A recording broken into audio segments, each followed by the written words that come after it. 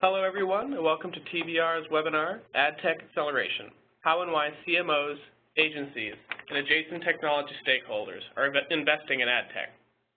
I'm Justin Sargent, and I'll be hosting today's session. Consumers are increasingly tuning out linear TV in favor of digital video and on-demand formats. Just as digital disrupted the print ad industry, this is having a similar impact on a $300 billion global TV ad industry. Marketers and agencies are ramping up investments in emerging digital channels, putting the legacy TV ad business model at risk. Recent business performance of cable operators and TV networks indicates weakness in ad revenues, fueling the need for investment in new content delivery and ad monetization platforms. The transition to digital video over-the-top technologies, or OTT, is paving the way for a wave of new participants, including mobile carriers, digital natives, and video specialists. Insights from today's presentation are from TBR's Ad Tech Vendor Benchmark. If you'd like to learn more about this product, please reach out to myself or one of the analysts after the presentation. Now, before we begin, there are a few things I'd like to cover. First, we'll be recording today's session and posting it on our YouTube site, TBRI channel. We encourage you to visit our channel to watch this presentation or any of the previous presentations we've posted. Second, we'd like to hear your thoughts and opinions on what we're presenting today. Please send any questions you have on the material through the Q&A function, and we will address as many of the questions as we can at the end of the presentation. And finally, I will be following up with all of you via email tomorrow afternoon with the link to the recording of today's presentation as well as the slides. So please be on the lookout for that. Now I'd like to introduce the analyst presenting today. Seth Ulinski is a senior analyst in TBR's digital practice, where he provides analysis of vendors, including public companies such as TubeMogul, Adobe Marketing Cloud, and Google. Seth is the lead author of TBR's Ad Tech Vendor Benchmark. Also with us today, we have Stuart Williams, Vice President of Research at TBR. Stuart engages TBR clients to promote the value of business insight that helps them improve their business performance, capture opportunity, and increase in customer engagement. Stuart leads TBR's digital practice, which produces TBR's Ad Tech Vendor Benchmark. And with that, let me hand this over to the analyst. Great, Justin. Thank you very much. This is Stuart Williams, and thank you to everyone for joining us today. We're moving into a fast-moving sector of the economy here as we see the transition from linear television to digitized or on-demand television. Just want to give you a couple of points of view on our digital portfolio.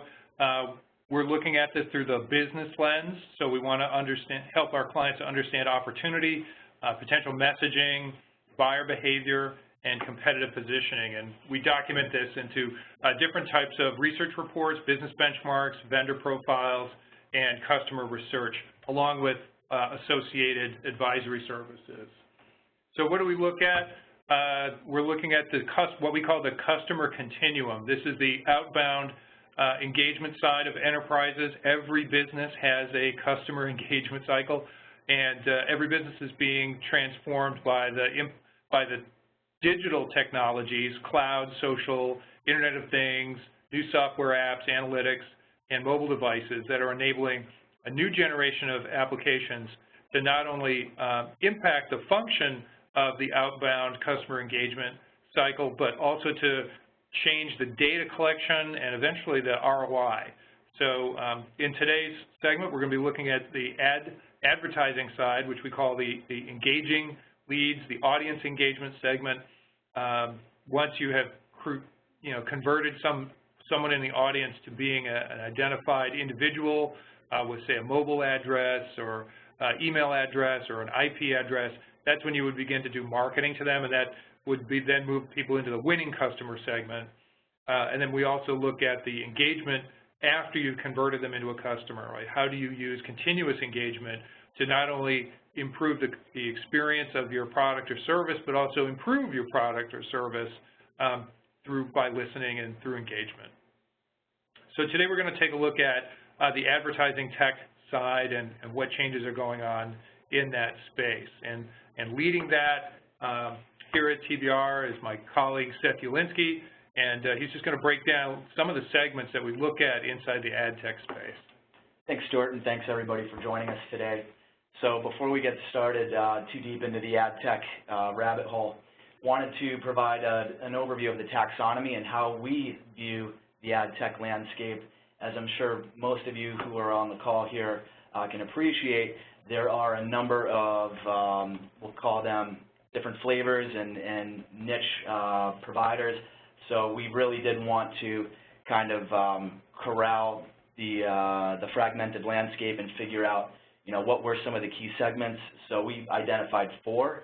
Number 1, demand-side platforms. These are really used by the marketers and agencies today to execute paid media campaigns.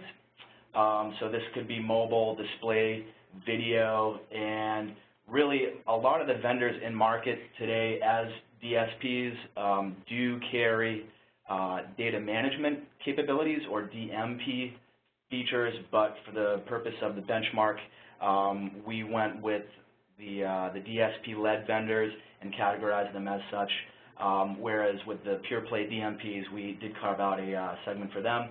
Also ad exchanges and supply-side platforms. So these are the marketplaces and the monetization tools. If you are a publisher looking to monetize inventory, you allocate inventory to an ad exchange, such as a Google, Rubicon Project, OpenX, and then, of course, the demand-side platforms plug into these ad exchanges to buy media. And last but not least, there are players that support multiple sides of the equation from a buy and sell standpoint. So in those instances, we wanted to have kind of a catch-all or a hybrid segment. So companies that operate in this area would be Criteo, AppNexus, Videology, for example. So that's, again, just kind of a high-level overview of the segments and the way we view the vendors in the ad tech landscape. So for today's discussion, we wanted to really touch on on-demand media. So basically going from linear TV and programming that is scheduled and looking at how consumers are engaging with media based on their schedules. So video on demand, over-the-top technologies, and these are really interesting and disruptive channels for folks. If you were looking at the Wall Street Journal maybe 3 or 4 weeks ago, I believe it was about 6 of the largest TV conglomerates out there, media companies, lost upwards of $40 billion in market cap. So when that happens, certainly they're listening and starting to make investments. And so as far as an opportunity is concerned, the ad tech vendors that have really strong mobile and video capabilities are going to capitalize as folks like Viacom, Disney, ESPN start to make investments. As far as the competitive landscape is concerned, it's still fairly fragmented, whether it's video or the display and what I would say kind of traditional digital formats. And really the ad agencies and the media holding companies are leading the investments in ad tech today, although there is a lot of conversation about people looking to internalize or insource ad tech, and there's a number of reasons for that, whether it's pure cost savings, going from an agency model where you've got to have there's a fee associated there, to bringing it in-house and having a cost savings there. There's also operational efficiencies. You're closer to the data, closer to the business intelligence.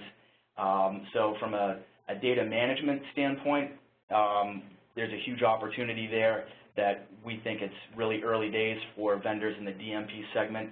So they're going to be sitting in a good position to capitalize here in the near term.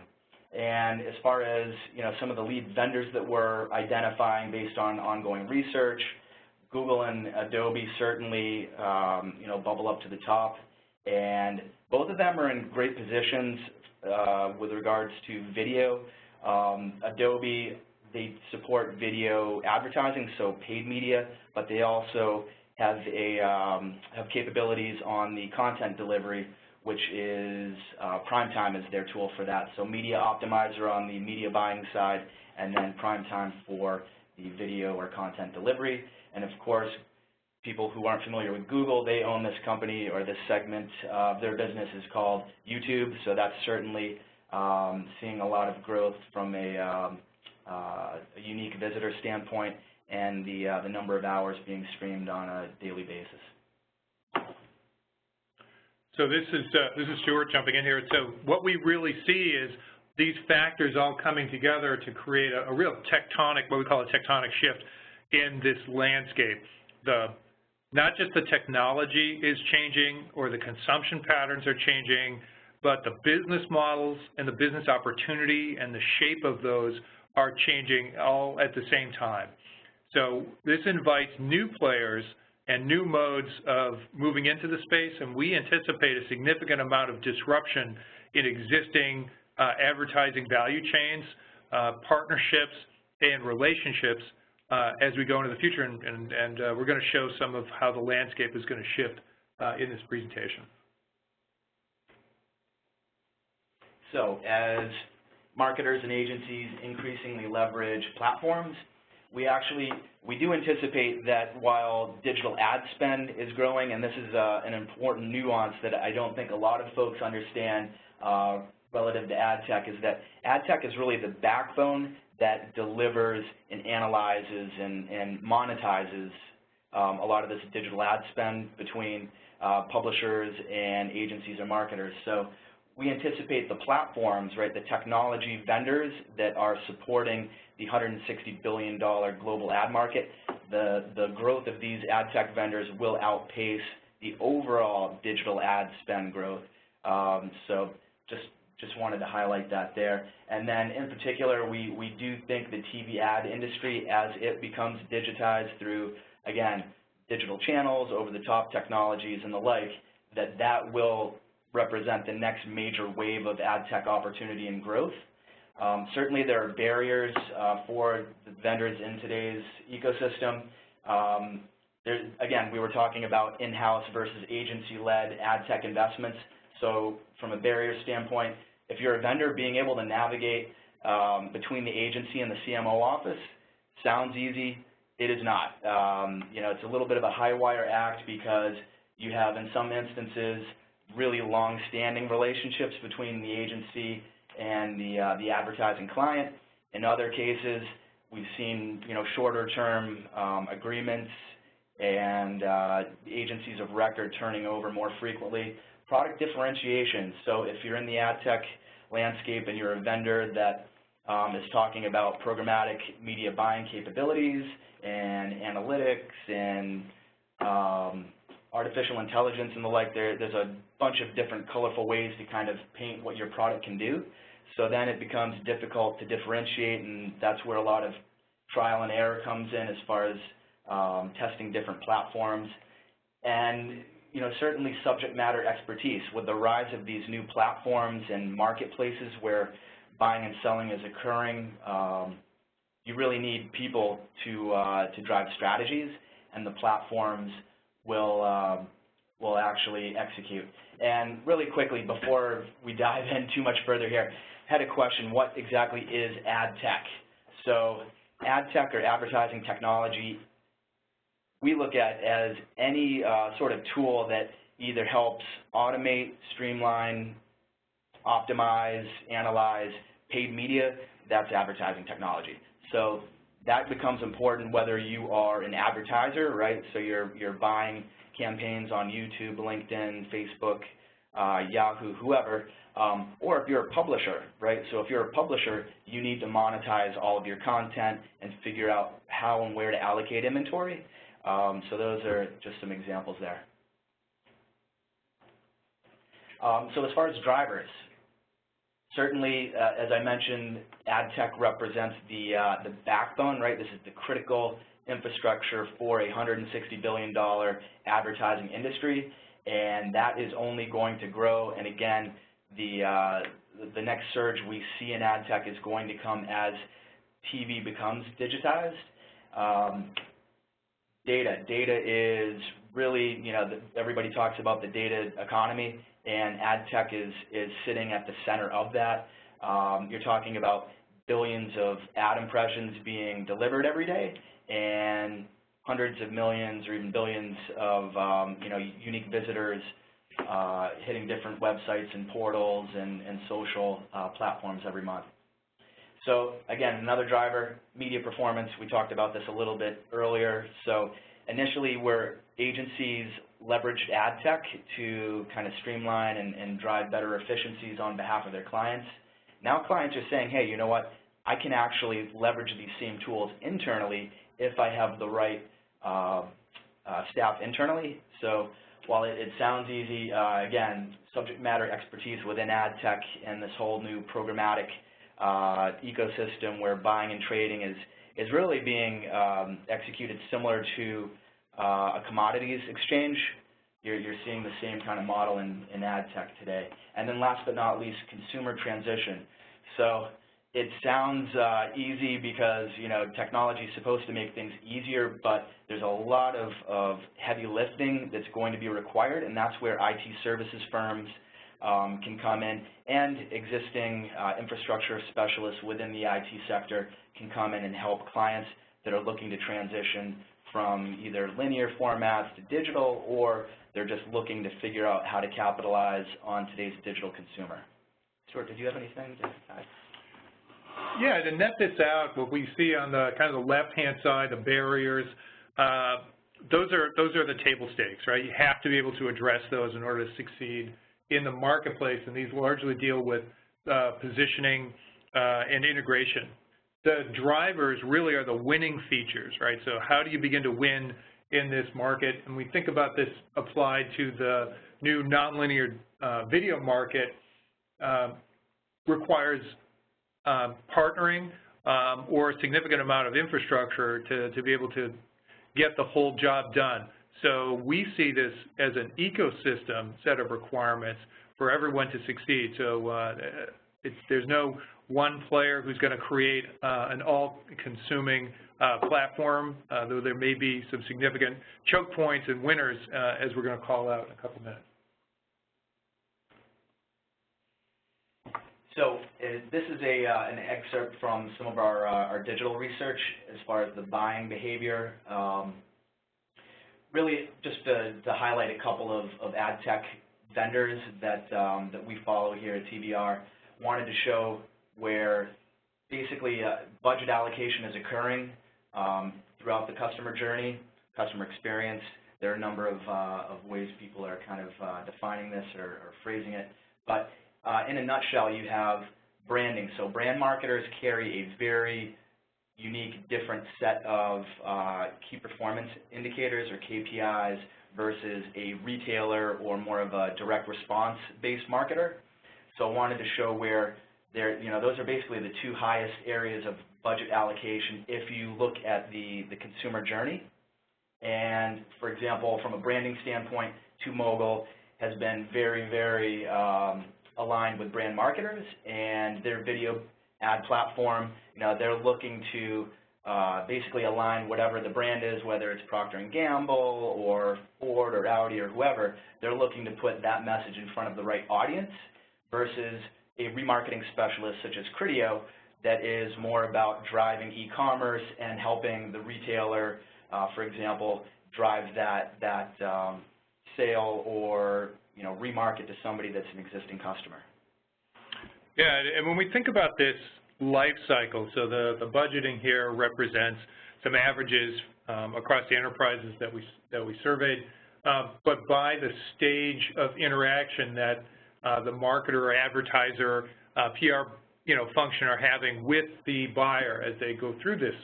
And so we see a lot larger investment in that early stage, a major amount around the buy point, and then decreasing after the purchase, right? So there's kind of this looks like a funnel, right?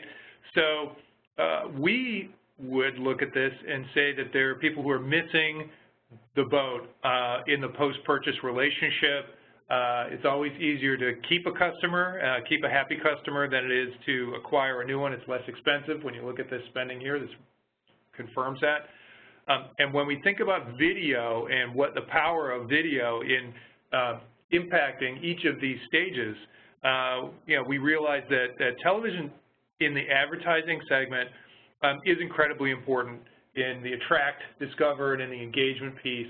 But it can also be, when properly used and designed against each of these journey point functions, can be incredibly effective helping people to understand the product in the trial stage, helping them, with the buy stage with endorsements or reviews, helping them in the adoption, and then maybe going the other way, helping your users promote videos. We've seen plenty of examples of brands that have achieved greater growth or positive notoriety through the management of the videos that their customers post about their products, which is part of the full modern cycle here. So, video goes both ways.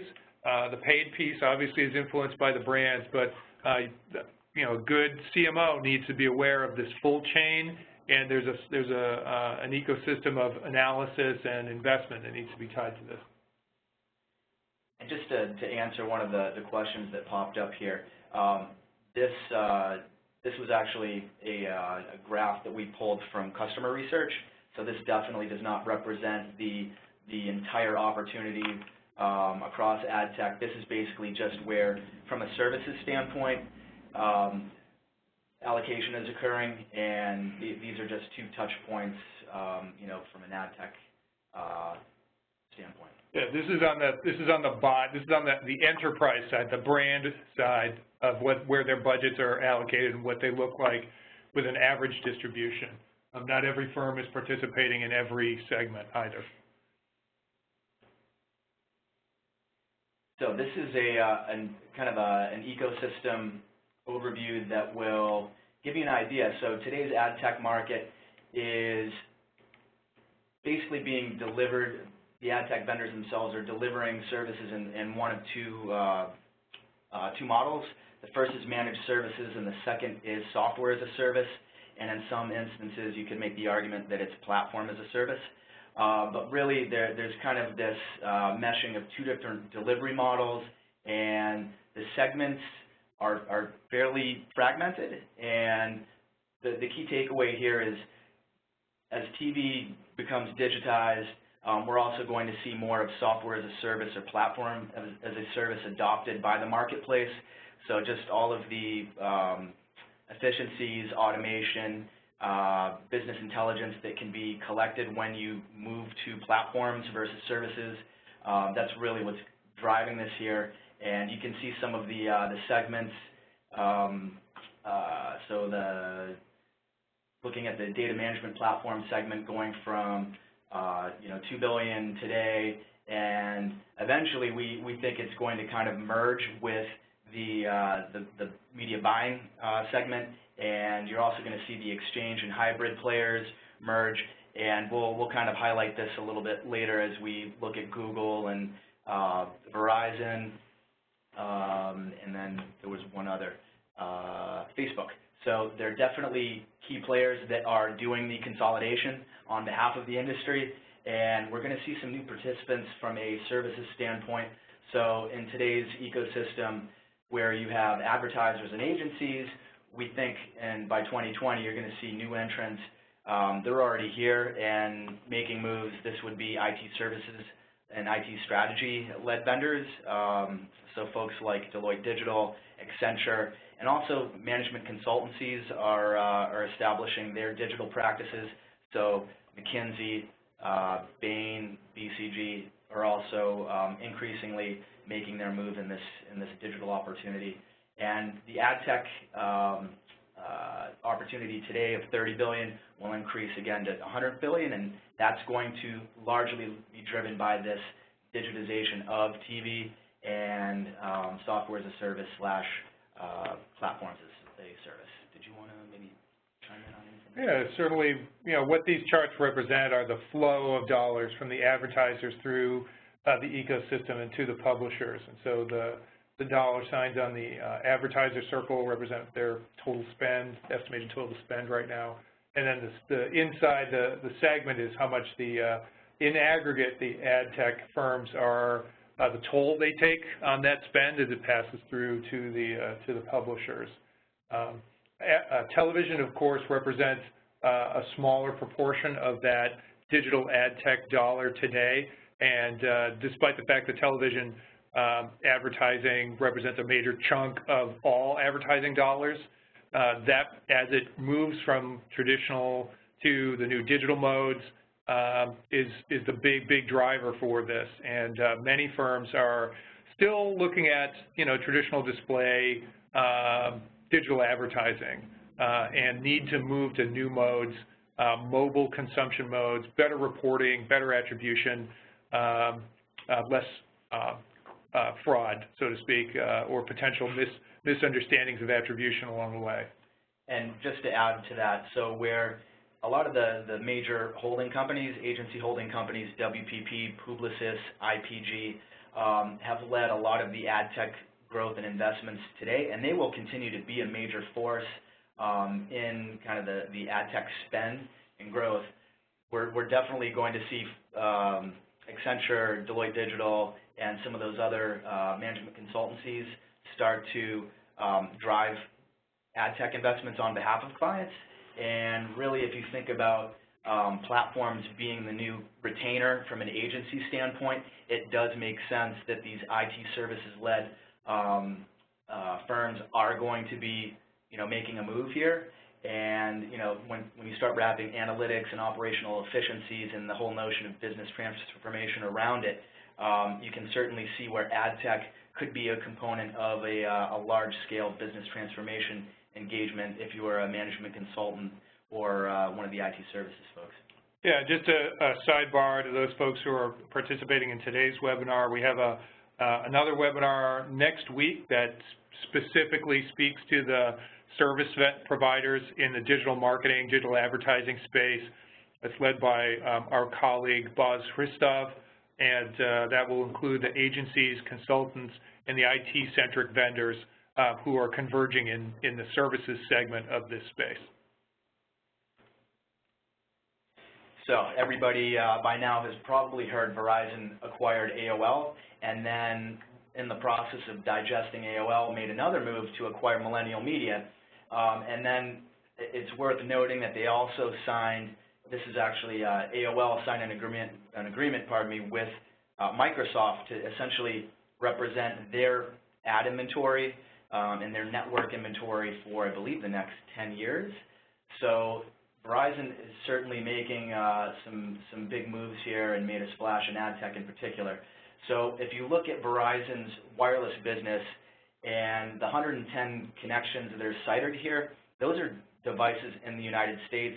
So it's, one person can certainly have more than one device, but the idea here is they have a whole bunch of touch points or endpoints with consumers, and they're going to be able to drive content delivery, and in doing so, capture engagement data, highly valuable engagement data that can be enriched by knowing as much as they do about the users of these devices. So it's going to be a really interesting opportunity, and there are multiple angles or avenues Verizon can go down.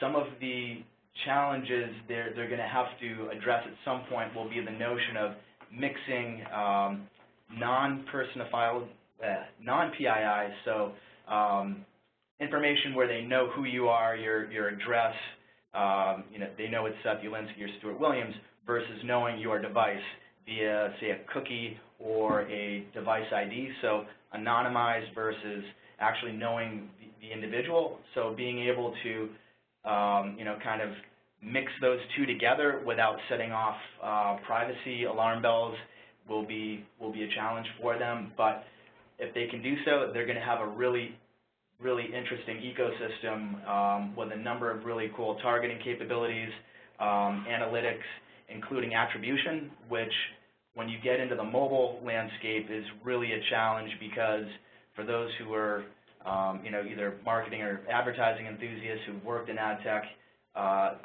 cookies that are used on desktop campaigns for analysis and attribution, they really don't work in the mobile landscape. So increasingly, folks either have to use a device ID, or you need some sort of a login or an app or something like that to be able to track persistently and consistently engagement of a consumer as they go from one screen to another, or perform some sort of activity that you can measure, track, and allocate to a campaign, for example.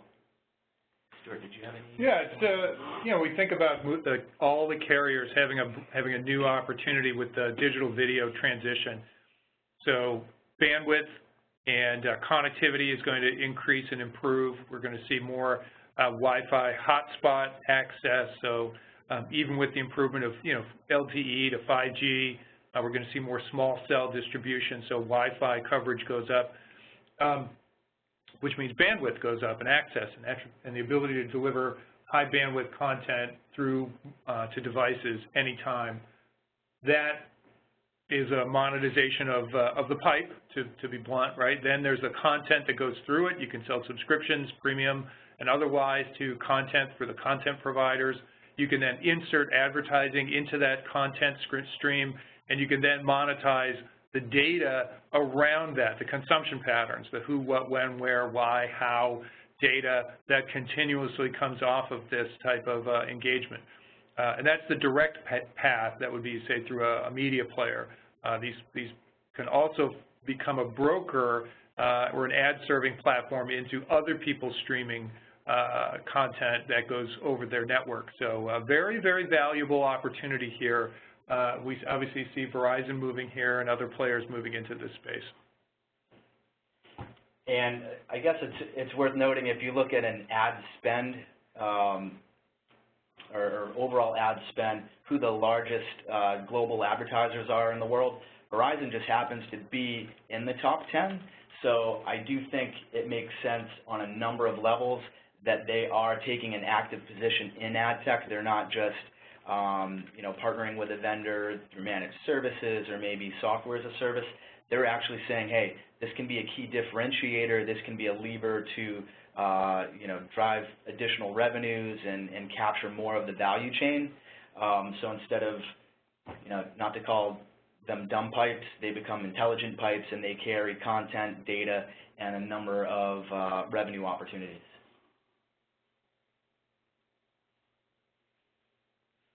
So just a couple of comments here that we pulled from recent earnings releases by Viacom and Fox. I thought it was fairly telling. They realized that their ad revenues and their ability to engage with the highly coveted millennial demographic is weak at best, and it's definitely not going to get better given the trends in media consumption by that key demographic. So just wanted to highlight a handful of either acquisitions or, in the case of WPP, they're taking an equity position in AppNexus, one of the key ad tech vendors kind of leading the programmatic ecosystem today.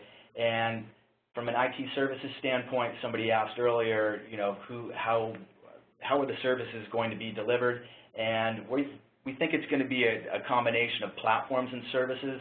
So somebody like Accenture has actually made a couple of acquisitions in the past month that speak to this, where they're going to have an opportunity to either take frameworks or some sort of proprietary IP and wrap it around the services that they deliver and ultimately a platform. Also from a network standpoint, Ericsson has been building their own portfolio in this arena. So we expect more of the network companies to look at ad tech as an opportunity to really expand their current capabilities. And again, where TV is going digital, it makes a lot of sense to be the backbone, whether you're delivering content or the advertising, the paid media.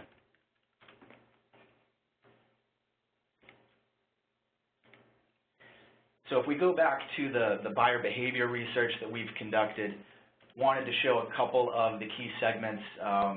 So demand-side platforms, ad exchanges, and data management platforms that we looked at earlier in the taxonomy.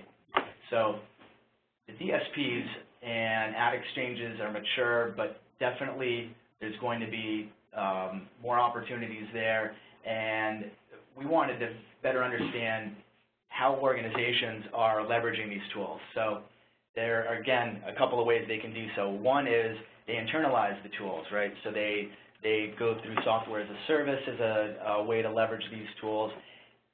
Maybe they do something manually. They don't quite yet use these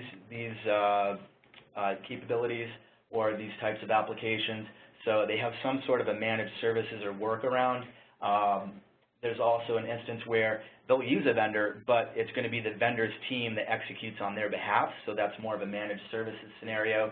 And then last but not least, you have people that just don't do the function yet, so they probably need to get on board, or they just aren't up to speed on ad tech, which is understandable given how new it is in a lot of ways, but really it's where the puck is headed, so we do see a lot of investment and opportunities here.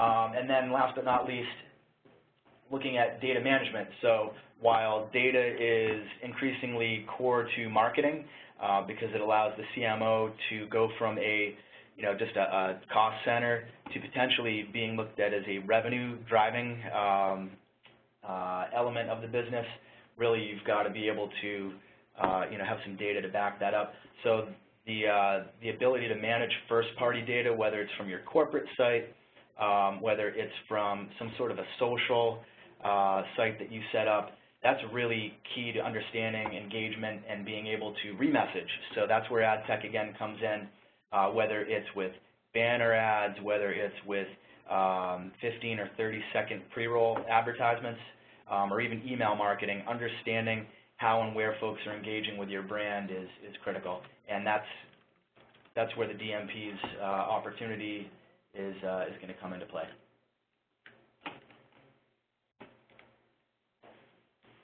And I'll let Stuart speak to this as far as the maturity curve, but definitely some interesting things going on here. Thanks, Seth. So in the previous slide, we got a chance to see the incidence of people who were using a tech platform to perform that function. So nice mix in the advertising side. A lot of people were using homegrown tools to perform more marketing functions, and then there were a lot of people who were in the DMP section who weren't using anything.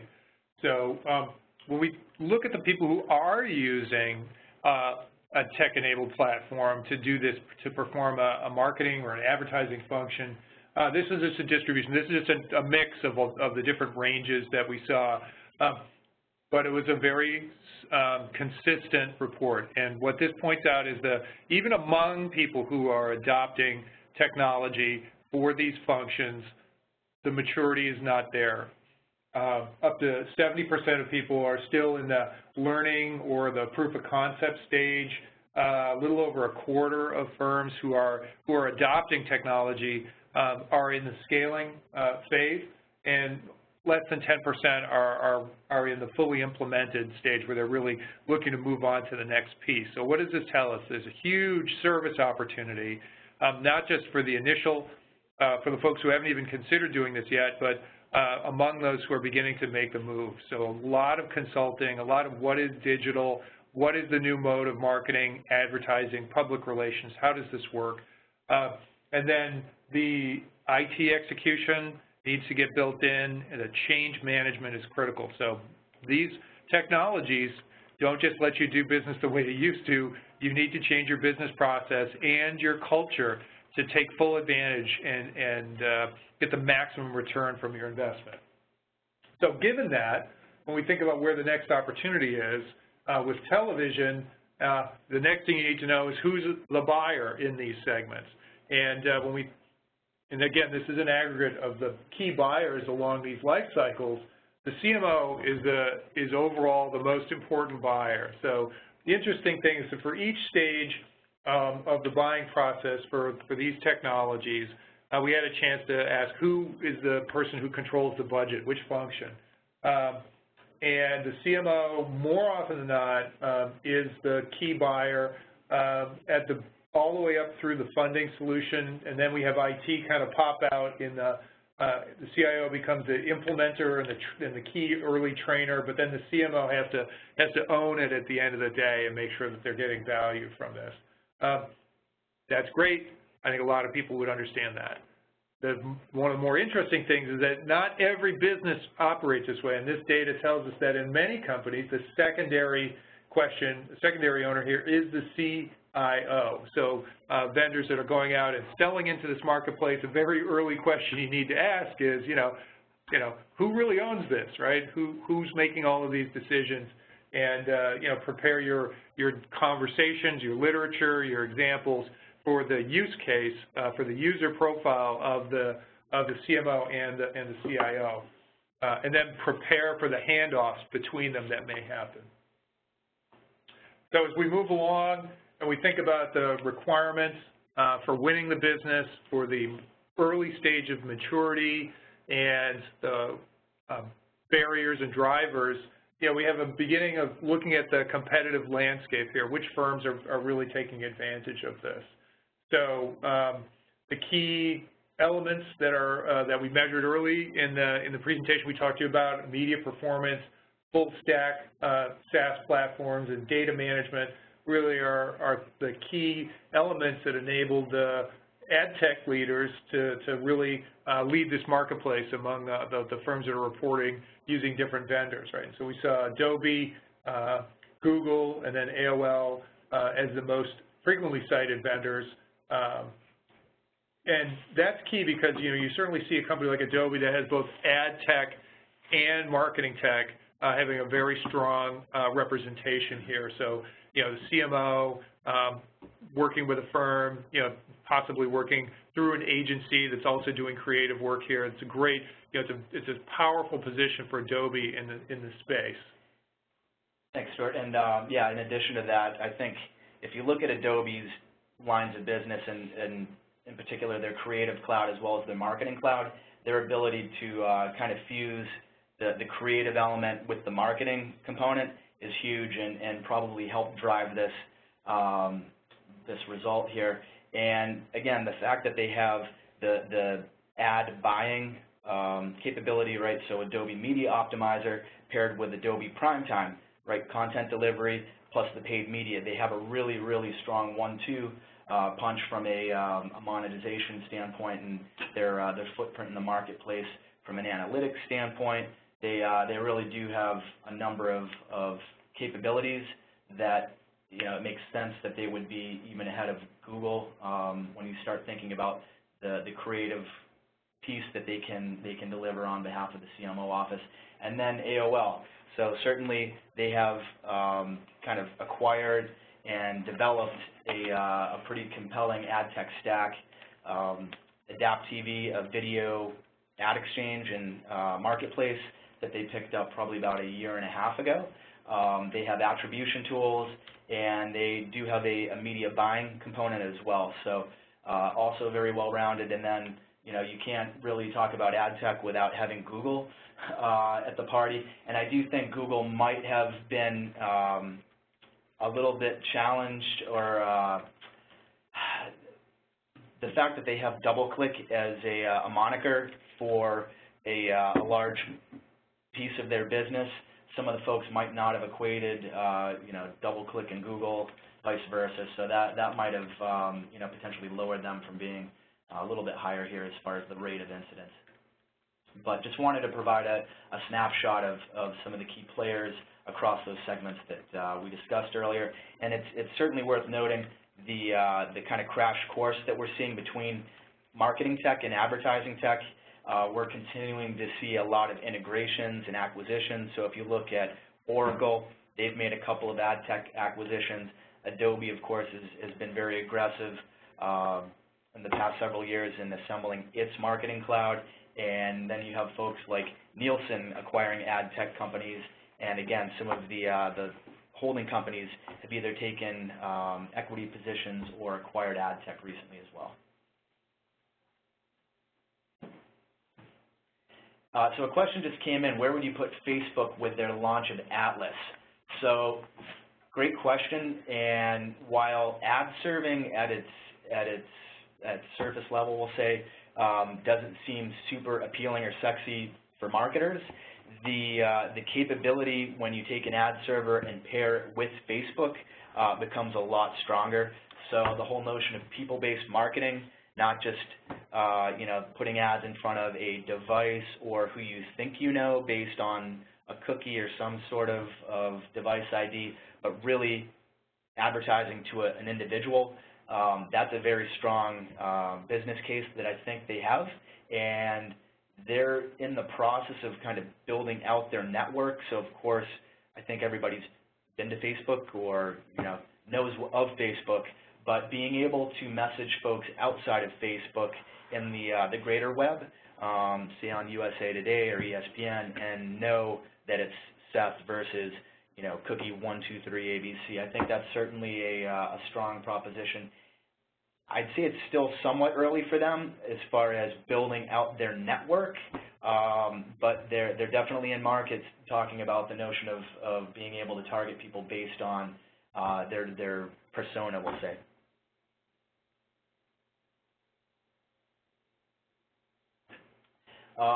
So getting back to the competitive landscape, again, Google and Adobe had strong, had high percentage of respondents, and then you start to see, hey, there's Facebook at number 3, and while I wouldn't personally call Facebook a demand-side platform, I think this speaks to how much business is flowing through Facebook today and the importance of Facebook on the CMOs list of key properties.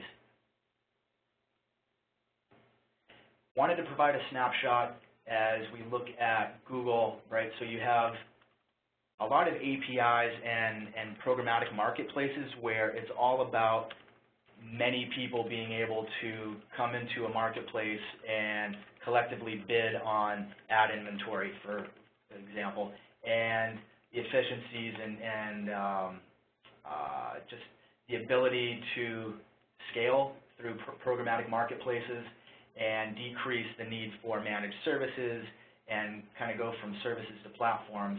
However, you're starting to see, at least with a couple of recent moves by Google, where they previously were allowing some of the video specialists, such as, say, TubeMogul, to purchase ad inventory on YouTube. They removed that capability, or they're removing it by the end of the year.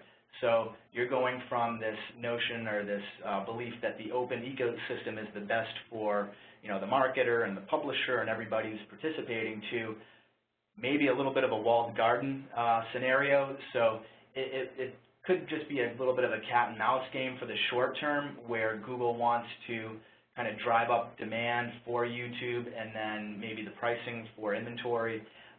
But the flip side is they could continue this trend, and somebody like Facebook certainly has a presence online now, where if they are recruiting some of these large publishers to become part of the Facebook network, if they were to close off third-party ad tech vendors, that would create a situation for a number of these smaller players that just don't have the, we'll call it the intestinal fortitude or the venture capital to survive long term. But again, this is early, and this is just one view that we could potentially see happening with Google versus kind of a third-party / Facebook ecosystem. Stuart, I don't know if you had anything you wanted to bring up. Yeah, I think that as the market gets larger, there's the rise of just a market requirement for some firms to start taking and trying to establish dominant controlling positions, right? So it's a natural move on the part of players in the market to want to do this. So so we're going to see this play out, and the delicate balance here is between the openness to the inventory versus the requirement to use the tools that are in that. Also, the ability to create substitutes is incredibly powerful, right? So if there is no substitute to Facebook in the social media space, the interaction space, they have that locked up. So we see that the dynamics here are lending themselves to the establishment of a few key players, but there may be channel-specific or content-specific areas that, again, lend themselves to their own area of exclusivity, and they can play outside the rules or set better terms. For example, just in the firms like HBO or premier content providers do have an opportunity to at least maybe brand put their brand on the wrapper and white label some of the technology that's inside of the content delivery chain. And really quick, there was a question regarding DMPs. So the DMP would rest within the agency or end customer or be piggybacked on the media buying platform. Yeah. And we'd be remiss if we didn't look at the overall video opportunity here. So it really does exist. It's like, peanut butter and chocolate. It's platforms and services, and we do see a little bit of blurring of the lines of platforms and services.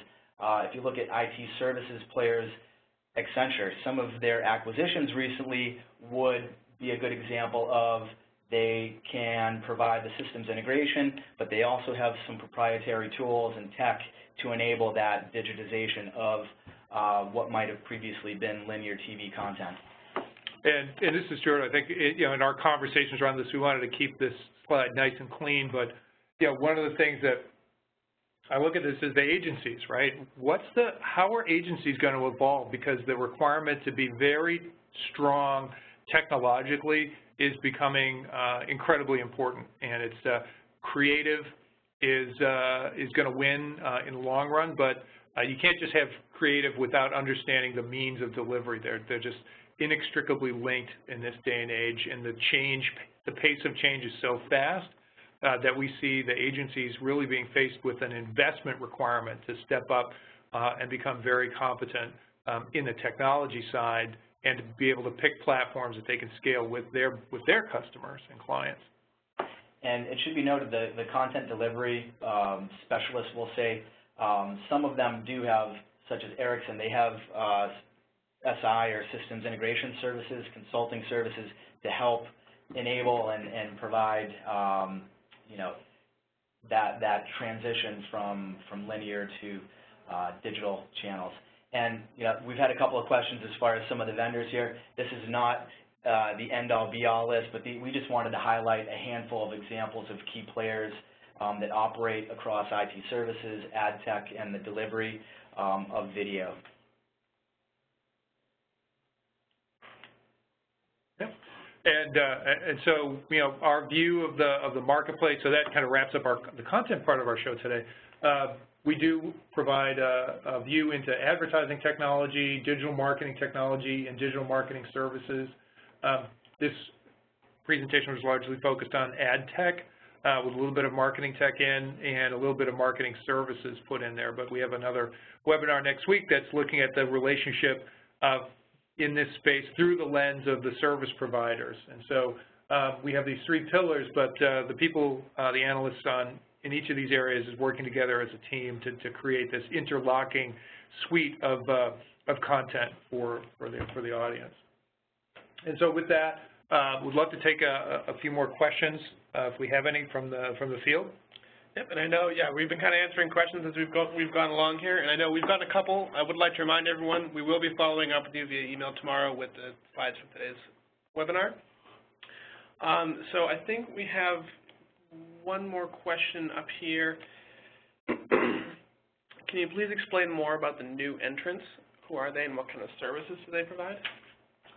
So new entrants. So if we're talking about advertising and paid media, typically you're talking about folks like WPP, Interpublic Group, Publicis, and all those agencies. So Digitas, Razorfish, Universal McCann. And the new entrants I think we touched on before, but just to highlight again, you're talking about IT services firms, Accenture, IBM, Deloitte Digital, as well as management consultancies, so McKinsey, BCG, even Bain, just as a couple of highlights of vendors there. All right. Well, I think that's most of our questions and all we have for time today. So if there are any questions we didn't get to, we'll follow up with you personally. I'd like to thank everybody for attending today's presentation, and thank you, Seth and Stuart. You can follow the analysts as well as TBR on the Twitter handles listed here. And do you want to take that last question again? Yeah, you know what, okay, so one more question here regarding ad fraud and malicious exploits and how it's impacting digital advertising. So, I've talked about this with folks, and I'm actually surprised some of the IT security specialists haven't made a play here yet. Maybe it's because, again, they don't really understand some of the nuances of ad tech, or there's not a direct connect. But it would make sense, and for those that aren't aware, there's a lot of fraud that goes on. So when you start to talk about programmatic buying and selling and ad exchanges, there's a lot of, we'll say, bad players, bad actors that are trying to exploit the system and essentially steal money. So bilking of, to the tune of, say, $5 to even $10 billion annually are what some folks estimate. And I don't think that's out of line, given having, some of my work in the space and having worked in ad tech. There's definitely, some people that are trying to, steal from the system. So I anticipate we're going to see more of the attribution and verification tools. So companies like Double Verify, Integral Ad Science, they're C3 metrics. So they're not one and the same, but viewability and actual legitimate content delivery, those are definitely key themes. So would expect or hope that either A, the industry can clean itself up from that standpoint and put in some better measures, and or you see major IT security firms make a play and put some solutions in market. All right, so with that, we are for time. So before you sign off, I'd like to ask you to please take a very quick survey on the presentation today. We do look at all the results from that, so please leave comments, what you liked, disliked. We're always looking to improve how we share this information. So we'll leave the chat function open for another minute or so if people ask last-minute questions. Otherwise, thank you for your time, and we hope you enjoyed the presentation. Thanks.